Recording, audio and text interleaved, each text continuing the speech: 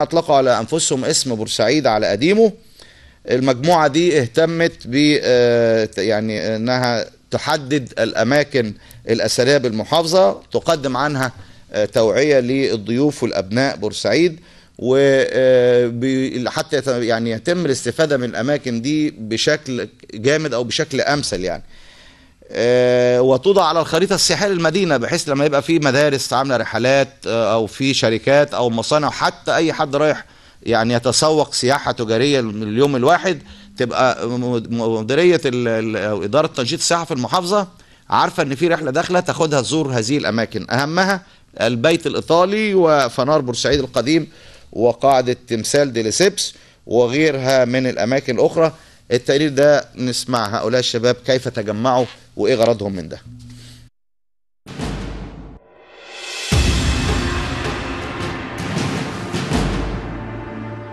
فكرة إنشاء الحملة جت إن احنا عملنا زي استفتاء في كليات مصر، بعض كليات مصر، على فكرة بورسعيد. لما تيجي في أول دماغ حد، محدش قال إن هي أثرية، كله جاء إن هي بلد تجارية للشراء والسمك والحاجات دي بس.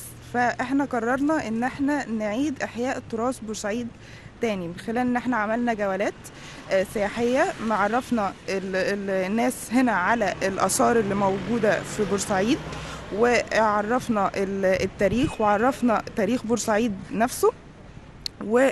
دي كانت فكرة الحملة والفعاليات اللي احنا عملناها. عدد الجروب بتاعنا هو تقريبا حاجة و50، جمعنا بعض من الكليات، وعندنا كمان من نادي رمسيس، معانا أعداد من من 13 لحد الجامعة. ما عندناش سن معين، عندنا ناس لا ما عندناش سن معين، كله في سنين صغيرة. ودي حاجة كويسة كمان ان احنا نعرف السن الصغير ده على تراث بورسعيد. نظم في الحملة بتاعت بورسعيد على قديمه، واحنا دخلت الحملة علشان هي حملة بتهتم بآثار بورسعيد، وبنحاول نعلي الوعي عند الناس ونعرفوا ان فعلا في بورسعيد اثار كتيره، مش مجرد دلسبس، لان الناس متوقعه ان دلسبس بس هو مبنى اثري. عايزين نعرف ان في اثار كتير جدا في بورسعيد. في عندنا فنار بورسعيد، عندنا البيت الايطالي، عندنا دلسبس، عندنا مباني كتير، مباني يونانيه وفرنسيه، في الكاتدرائيه، في القنصليه الايطاليه والمدرسه الايطاليه. في مباني كتير جدا في بورسعيد بس محدش يعرف عنها حاجه. البيت الايطالي هنتكلم اولا عن تاريخه تم إنشاؤه سنة 1935 على اعتبار أنه هيكون مقر الحاكم الإيطالي في بورسعيد، وطبعا على أساس أنهم هيكسبوا في الحرب العالمية الثانية، فطبعا هم اتهزموا، فأصبح البيت الإيطالي قاعدة عسكرية إنجليزية، وتم افتتاحه سنة 46، بحيث كان الجزء اليمين منه زي ما حضرتك شايفه كده مكتبة أمريكية، والجزء الشمال منه كان سينما رويال، لحد ما حصل العدوان الثلاثي على بورسعيد وتم إغلاق المبنى. تم افتتاحه مرة تانية سنة 87، أعيد ترميمه على إيد المحافظ سامي خضير، وحضر السفير الإيطالي حفل افتتاحه. كان هيبقى مقر للعاملين الإيطاليين إن هم يباتوا فيه في بورسعيد. طبعا من بعدها البيت الإيطالي اتقفل وما اتفتحش لحد دلوقتي. العلامات المميزة للبيت الإيطالي اللوحة الرخامية اللي في النص دي، هي اللوحة الوحيدة اللي في العالم اللي بتتكلم عن رئيس الحزب الفاشي بنيتو موسوليني. هي اللوحة الوحيدة اللي مكتوب في اسمه لحد دلوقتي، كل العالم مسح اسمه خالص، فهو اسمه موجود لحد دلوقتي.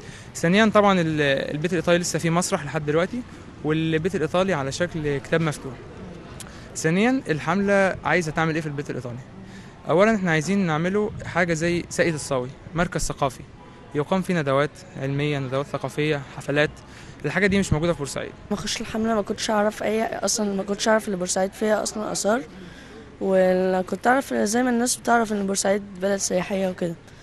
ولما رحت بقى معاهم فعاليات والجولات اللي هم عملوها، بدأت افهم اللي فيه اثار بورسعيد. كان الهدف الحملة ان احنا نحيي المباني التراثية زي ما الزمالك اتكلموا، فيعني انا شدتني الفكرة ليها. يمكن من احلى الافكار الحملات المعمولة دلوقتي في بورسعيد. عايزين ننشط السياحة في بورسعيد عن طريق حاجتين، داخليا وخارجيا. داخليا ان احنا نسقنا مع جامعات في القاهرة ان احنا نعمل يعني رحلات ان هم يجوا بورسعيد يشوفوا اثار بورسعيد، يعرفوا اكتر عن اثار بورسعيد، عشان تقريبا مفيش حاجة خالص، فعايزين نعرفهم اكتر عنها. وخارجيا مثلا في رحلة السبع مواني اللي كانت بتيجي بورسعيد زمان، دي الناس كانت بتنزل منها يعني يشوفوا اثار البلد وكده، لكن دلوقتي مفيش الكلام ده خالص. رحلة السبع مواني ان هي رحلة بتيجي تلف على 7 مواني في العالم، منهم ميناء بورسعيد.